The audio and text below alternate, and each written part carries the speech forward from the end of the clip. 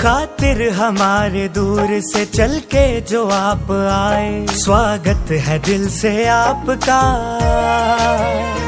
स्वागत है दिल से आपका, तशरीफ आप लाए। स्वागत है दिल से आपका, तशरीफ आप लाए। खातिर हमारे दूर से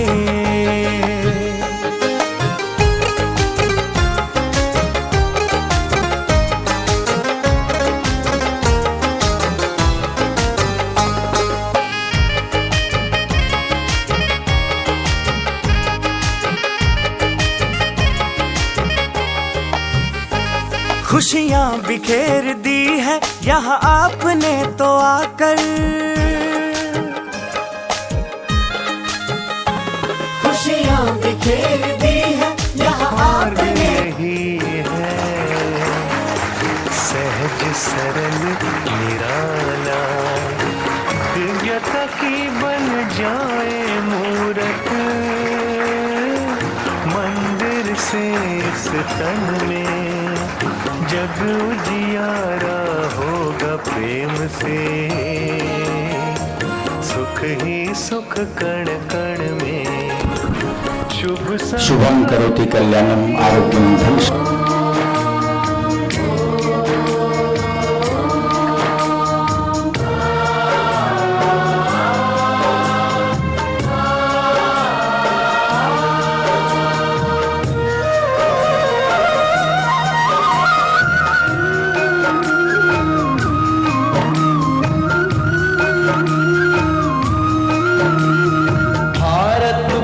भरपूर बनेगा,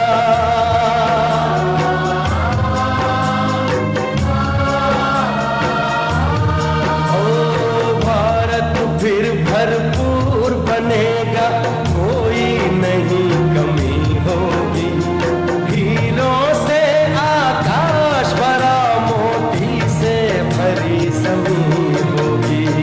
भारत फिर भरपूर बनेगा।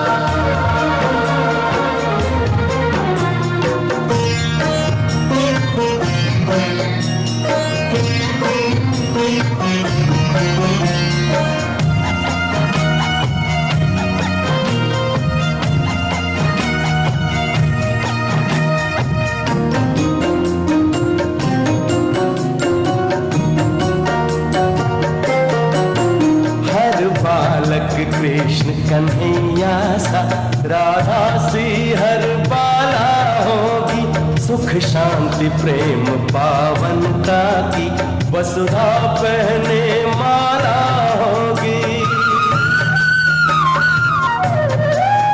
हर बालक कृष्ण कन्हैया सा, राधा सी हर बाला होगी, सुख शांति प्रेम पावनता की वसुधा पहने माला होगी। नर होंगे श्री नारायण और नारी श्री लक्ष्मी होगी, नर होंगे श्री नारायण और नारी श्री लक्ष्मी होगी, हीरों से आकाश भरा,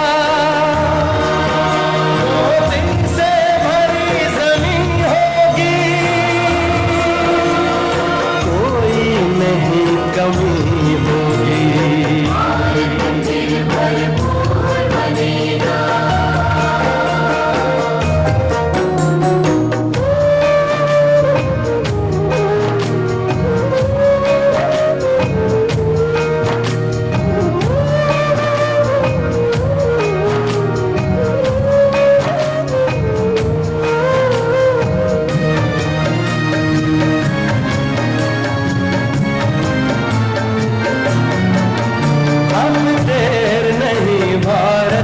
सितारा विश्व भाल पर चमकेगा, नारी शक्ति पूजित होगी, सौभाग्य का सूरज दमकेगा। अब देर नहीं, भारत का सितारा विश्व भाल पर चमकेगा, नारी शक्ति पूजित होगी, सौभाग्य का सूरज दमकेगा।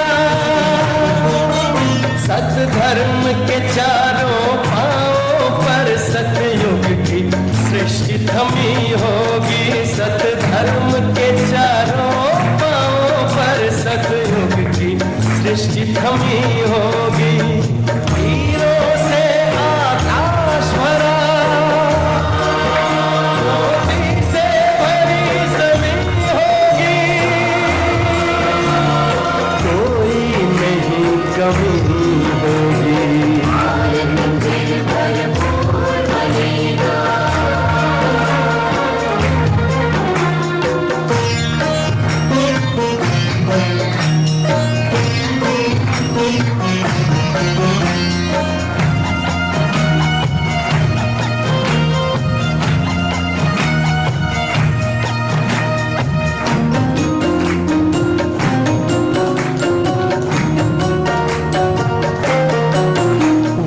जगत गुरु यह भारत है, भगवान जहाँ पर आते हैं, गीता गंगा गौ गायत्री का फिर से मान बढ़ाते हैं।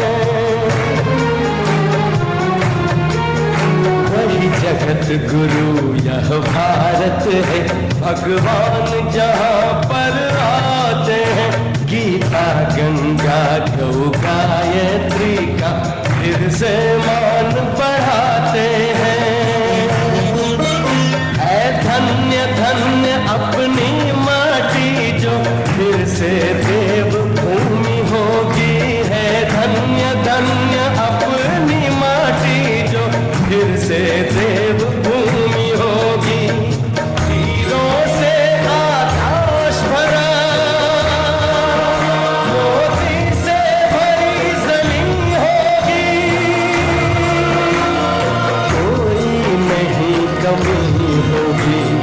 भारत फिर भरपूर बनेगा, कोई नहीं कमी होगी, हीरों से आकाश भरा, मोती से भरी जमीन होगी, भारत फिर भरपूर बनेगा, भारत फिर भरपूर बनेगा, भारत फिर भरपूर बनेगा।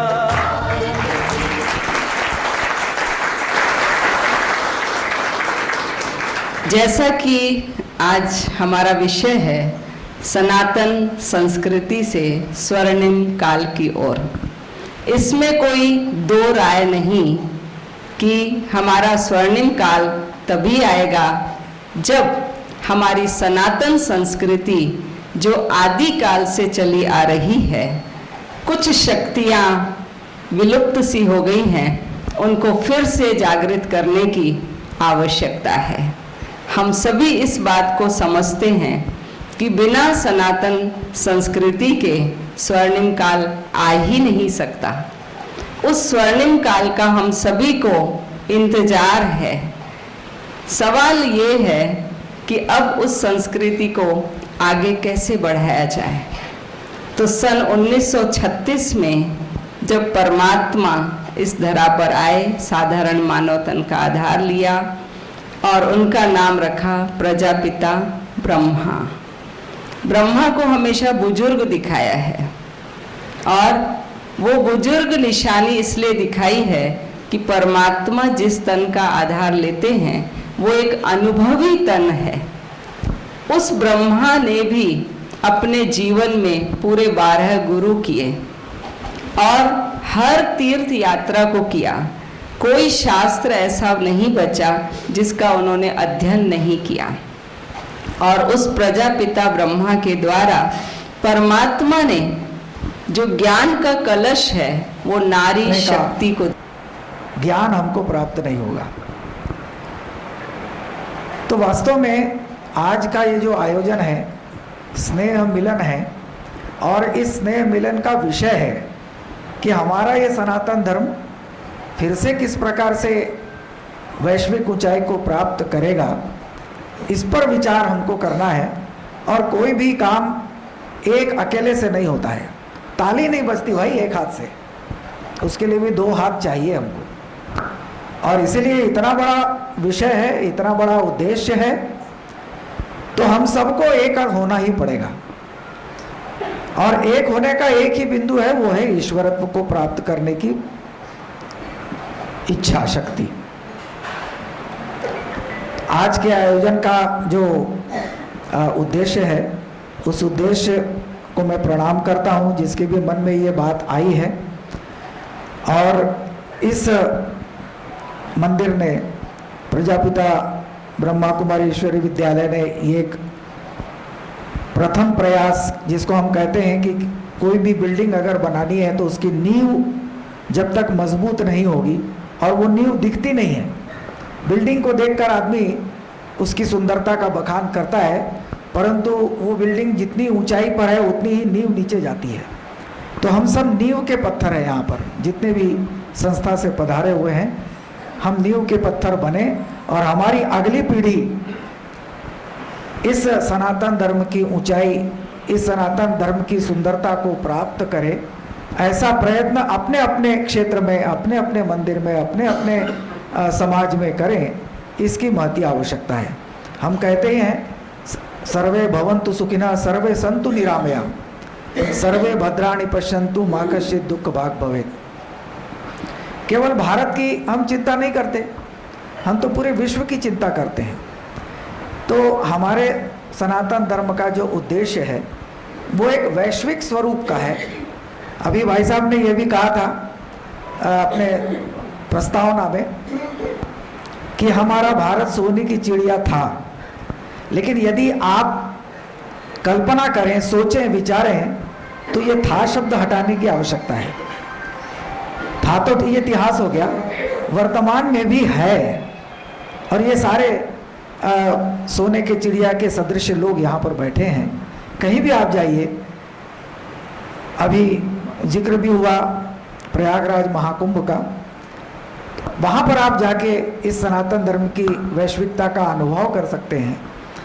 तो वास्तव में हम सोने की चिड़िया थे, हैं, और हमारे ही इसी प्रकार के सत्कार्य रहेंगे तो ये भारत सोने की चिड़िया ही रहेगा। इसी विश्वास और आशा के साथ सबको साधुवाद कि आप यहाँ पधारे, और आयोजक को साधुवाद कि इस प्रकार के कार्यक्रम को हम किए। हमारे ऊपर जिम्मेदारी बढ़ती है कि आने वाले समय में हम भी इस प्रकार के स्नेह मिलन का आयोजन वर्ष में एक बार करें। अलग अलग संस्था के लोग, अलग अलग मंदिर के लोग, इसी विश्वास के साथ अपनी बात समाप्त हम भगवान को सब जगह ढूंढ रहे, चारों धाम में भी ढूंढते, मंदिरों में भी ढूंढते। एक तरफ हम कहते वो ऊपर भी रहता है। तो इस विद्यालय में जब 15 साल का मैं था, तब मुझे दोनों क्वेश्चन के जवाब पहले दिन मिल गए कि अरे आप तो एक आत्मा हो और आपका पिता परमात्मा है, ये आपका परिचय है। बस इतना सा परिचय मिल गया, और तब से हमारे बुद्धि के कपाट खुल गए। वरना मैं भी हर सोमवार को शिव के मंदिर में जाता था, 7वीं से लेके, और एक ग्रंथ था शिवलीले अमृत, मराठी में एक ग्रंथ है, वो मैं पढ़ता था। तो हमारे एक टीचर थे, वो टीचर हिंदी के टीचर थे। 3 साल तक जब भी वो आते थे, जैसे आपने टीका लगाया वैसे टीका लगा के आते थे लेक्चर देने के लिए। और जब आते थे, वो सोनोने सर उनका सरनेम था, आते थे मुझे बोलते थे आ जाओ और तुम पहले हरिपाठ बोलो।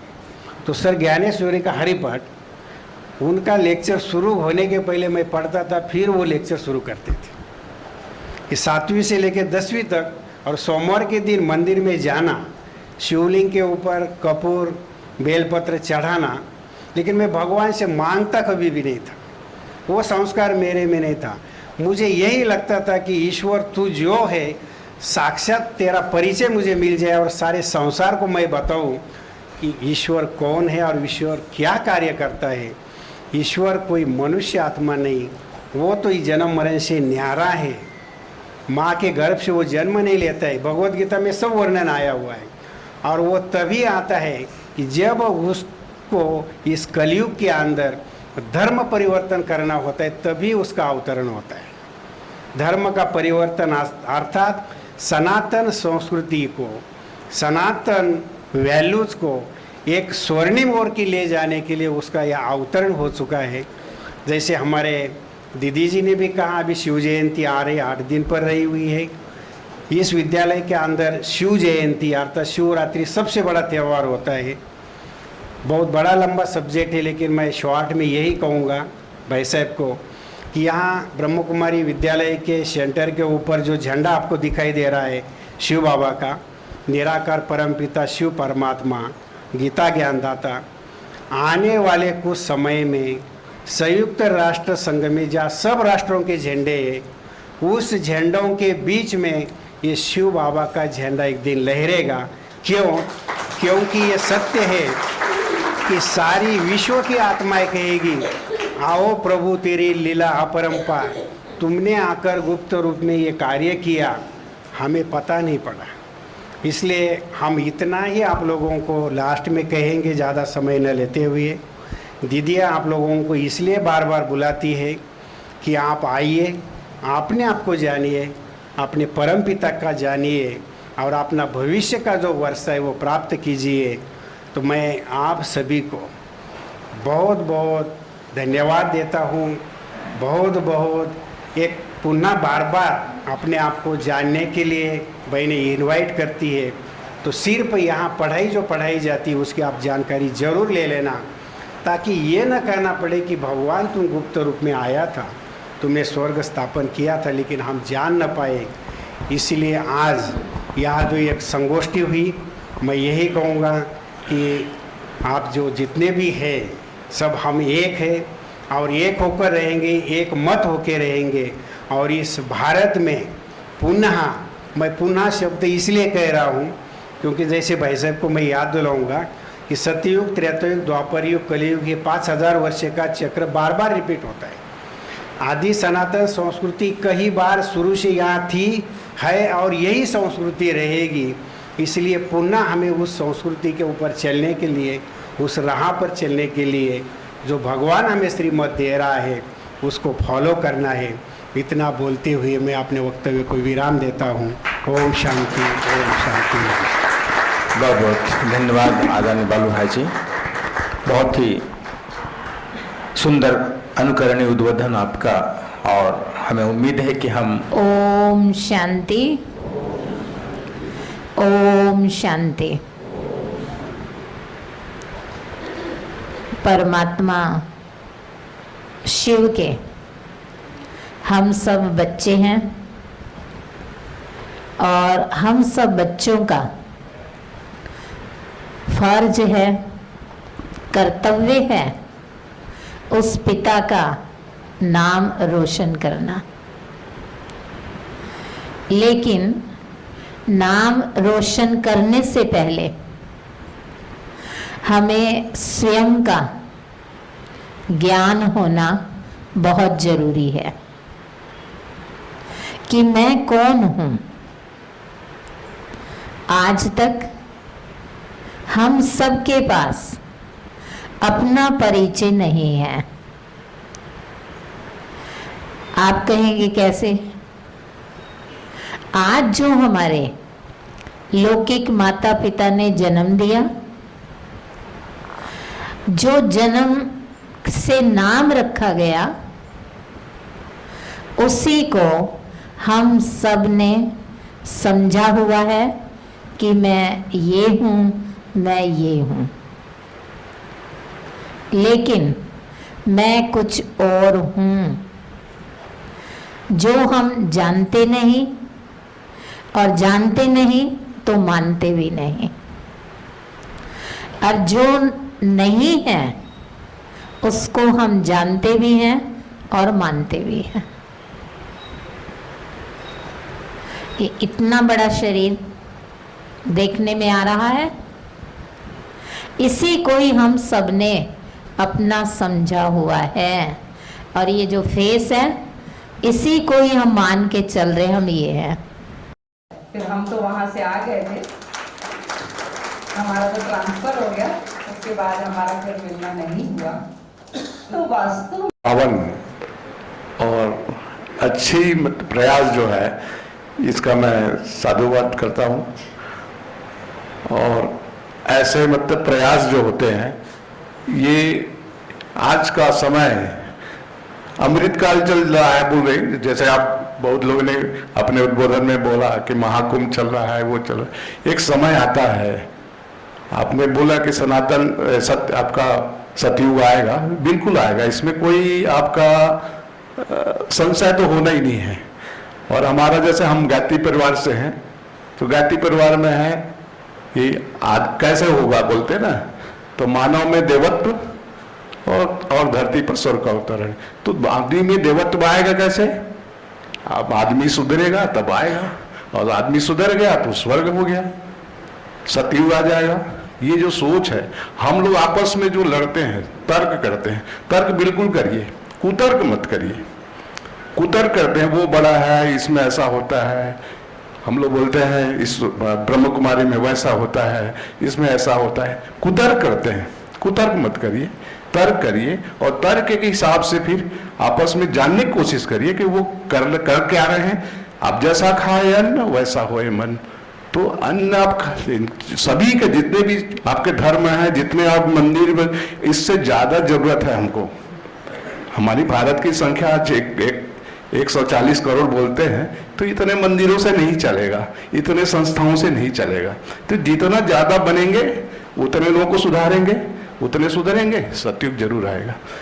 और ऐसी मेरी छोटी मानसिकता मन वाले हैं हम, जितना जानकारी हमको है और आपने ये जो प्रयास किया, इसका मैं बहुत साधुवाद करता हूँ। धन्यवाद। सम्मानीय अतिथिगण, भ्राता हमारे बालू भाई जी जो माउंट आबू से पधारे हैं, हमारी ममतामयी बड़ी दीदी जी, और मंच में हमारे बड़े भाई, और सभा में उपस्थित सभी भगवान के बहुत अच्छे भक्त और बहुत ही अच्छे आप बच्चे भी हैं। आप सबके तप, श्रद्धा और भक्ति से आज हमारी सनातन संस्कृति बची हुई है और आगे भी बची रहेगी। अगर आप लोगों के अंदर इतनी श्रद्धा, भक्ति और पूजा पाठ नहीं होता और आप बना कर नहीं रखते, तो शायद हम भी नहीं होते। और वही आपके तप के कारण आज हम यहाँ हैं और सेवा कर रहे हैं। आप भाइयों के सहयोग से ही हैं। आपका अगर संकल्प नहीं होता तो ऐसे बहनें भी इस सनातन संस्कृति को बचाने के लिए अपना जीवन नहीं देती। जैसे भाई साहब अभी सभी चर्चा चल रहा था कि हमारा भारत ऐसा भारत है जहाँ देवी देवताओं का और शिव बाबा का जगह जगह मंदिर है।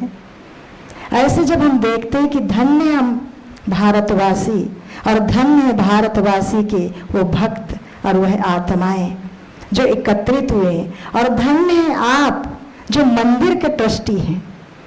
हम तो आज तक सुनते आए कि भगवान ने हमें बनाया है, लेकिन परम सौभाग्य है कि भगवान के मंदिर को आपने बनाया है।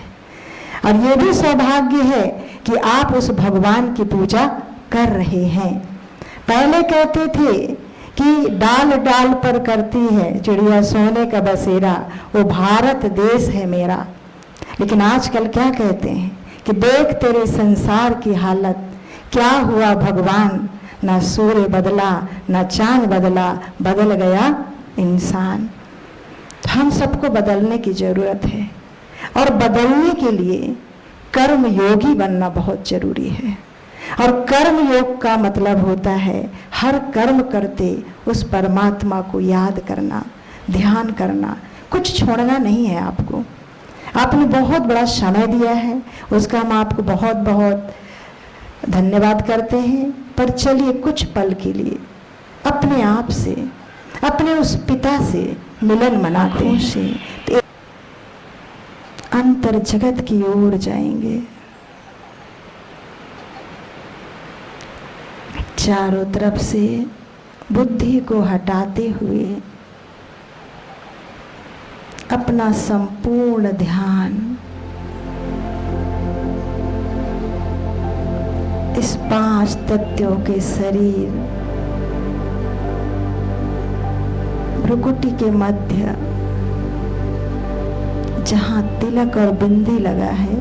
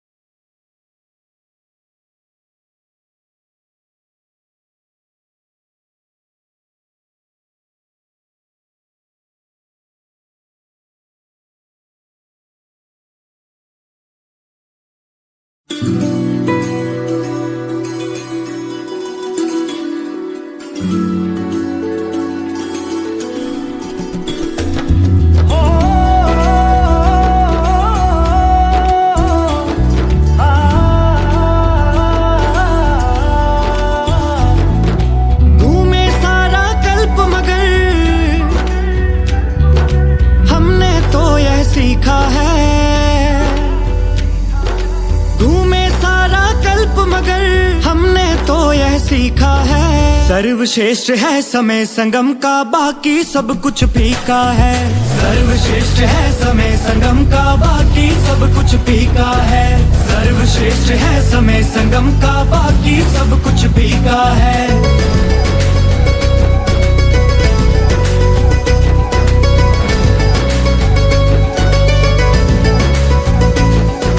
चार युगों के बाद मिला ये सुंदर सा परिवार है। लगा है सच्चा कुंभ का मेला, आई दिव्य बहार है। हाँ, चार युगों के बाद मिला ये सुंदर सा परिवार है। लगा है सच्चा कुंभ का मेला, आई दिव्य बहार है। चमक रही रूहें मस्तक पर, चमक रही रूहें मस्तक पर जैसे कोई टीका है। सर्वश्रेष्ठ है समय संगम का, बाकी सब कुछ फीका है। सर्वश्रेष्ठ है समय संगम का, बाकी सब कुछ फीका है। सर्वश्रेष्ठ है समय संगम का, बाकी सब कुछ फीका है।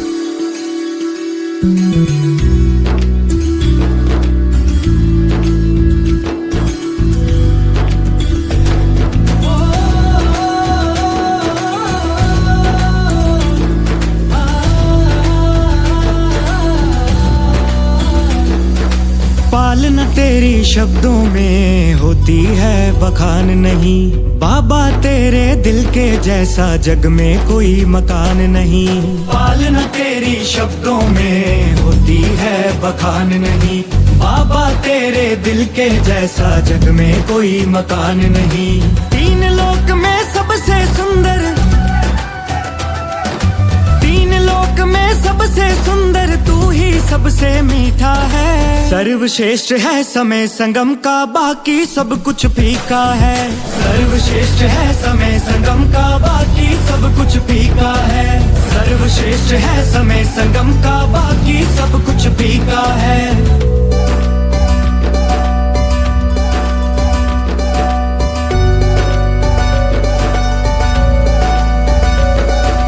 भगवन अपने साथ है बैठा, समय है मौज मनाने का।